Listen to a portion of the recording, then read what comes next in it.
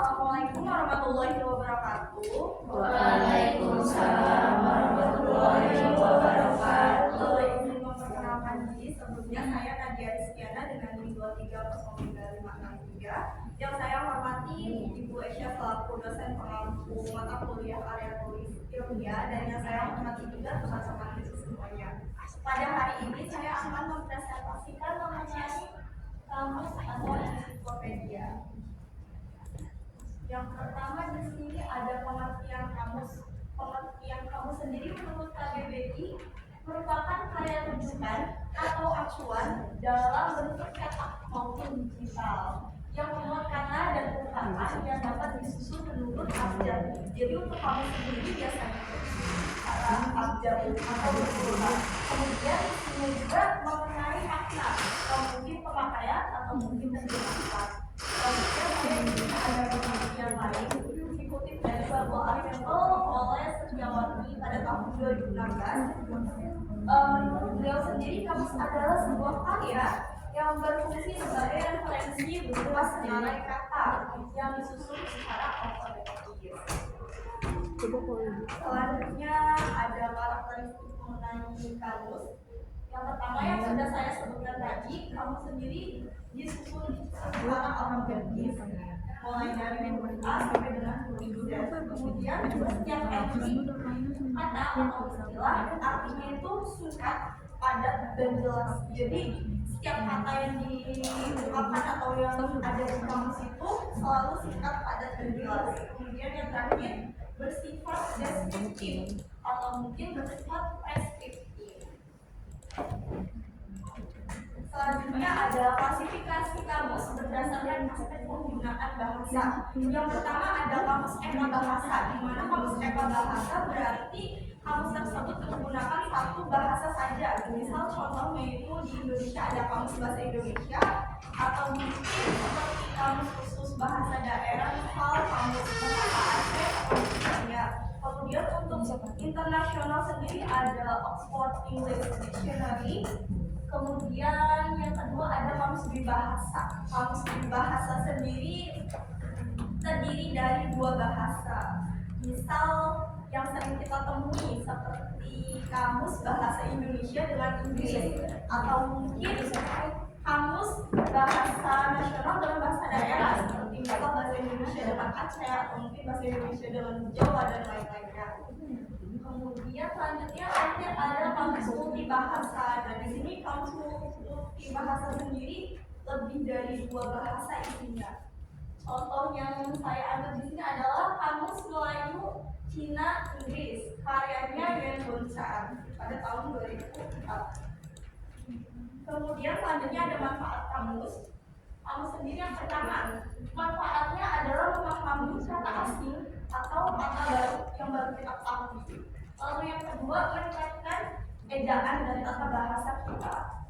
Lalu yang ketiga, memperkaya kosakata. Yang keempat, mengetahui kelas kata. Dan selanjutnya yang kelima itu memahami pelafalan atau asal kata. Selanjutnya juga ada memahami penggunaan kata dalam konteks. Dan yang terakhir, meningkatkan kemampuan berbahasa, sumber belajar, dan referensi. Nah, di sini ada contoh kamus. Yang pertama ini dalam bentuk cetak kamus bahasa Indonesia, bisa dibeli di toko buku dan lainnya. Kemudian ada KBBI, ini bisa kalian download di Play Store. Ini dibuat oleh Badan Bahasa Kemendikbudristek. Terus yang terakhir ada Oxford English Dictionary dalam bentuk cetak juga. Lalu selanjutnya pemaparan mengenai ensiklopedia. Menurut KBBI sendiri, ensiklopedia merupakan karya rujukan yang berisi keterangan atau uraian tentang berbagai hal dalam bidang ilmu tertentu, bidang ilmu pengetahuan, dan biasanya disusun menurut abjad juga seperti kamus. Kemudian di sini saya juga mengutip pengertian ensiklopedia menurut Erawati dan Yamasari pada tahun 2012 dalam sebuah artikel.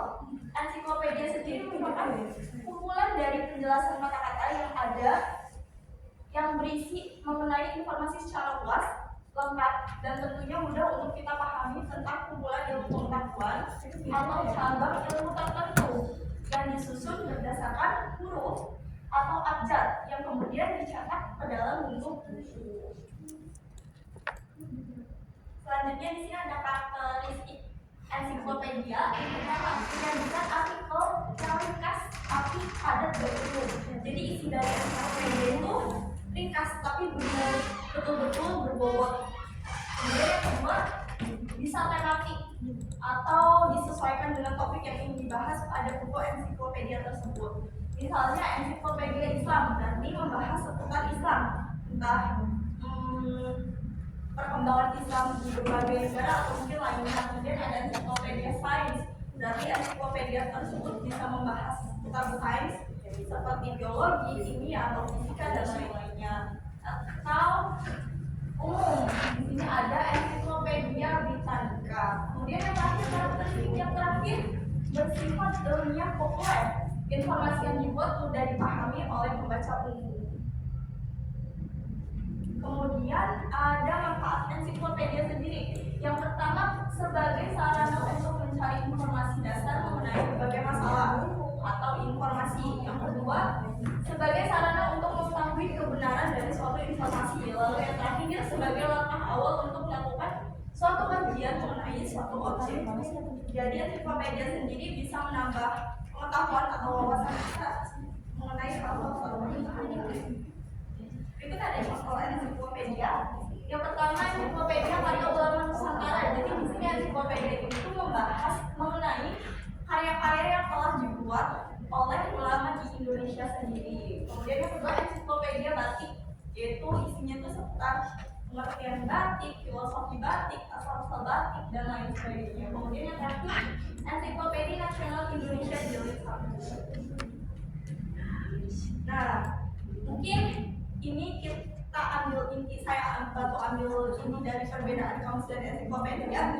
Jadi kalau kamus itu membahas mengenai kata kemudian artinya, sedangkan ensiklopedia itu membahas suatu topik, fokusnya betul-betul satu topik dan kemudian dibentuk dalam satu buku. Nah, kemudian untuk kamus sendiri ditulis biasanya oleh ahli bahasa, betul-betul ahli, betul-betul pakar linguistik. Sedangkan kalau ensiklopedia itu ditulis oleh seorang ahli dalam bidang ilmu tertentu. Misal ada seseorang yang ahli dalam bidang ilmu sains tadi bisa menulis ensiklopedia, atau mungkin dalam bidang ilmu kehutanan. Jadi nanti di situ intinya ensiklopedia mengenai kehutanan. Nah, kemudian saya ada contoh kamus dan ensiklopedia. Di sini contoh yang saya ambil sendiri lewat Puskas, teman-teman. Mungkin ketika saya klik di web atau laptop ini, jadi kita nggak bisa baca. Tapi kalau misalnya di handphone itu udah bisa dibaca. Mungkin sebagai tambahan kepada teman-teman bisa dibaca. Di sini ada kamus IPS. Jadi isinya seputar ilmu pengetahuan sosial, entah itu mulai dari huruf A, mungkin dari plat nomor huruf A itu plat nomor mana sih, isinya informasi mengenai tersebut. Kemudian ada kamus peribahasa, contohnya kamus peribahasa ada bahasa Indonesia dengan Aceh. Lalu ada kamus saku Inggris, Indonesia dengan Inggris, dan yang terakhir ada ensiklopedia tentang kimia.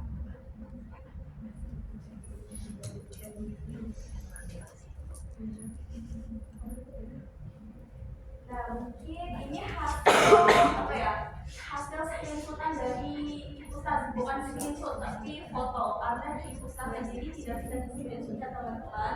Nah, ini pertama kamus, di sini daftar isinya bisa dilihat nih.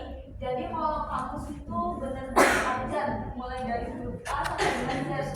A itu mulai dari halaman 1 sampai dengan 8, kemudian huruf B itu dari halaman 9 dan seterusnya. Jadi bisa dilihat A, kemudian A, terus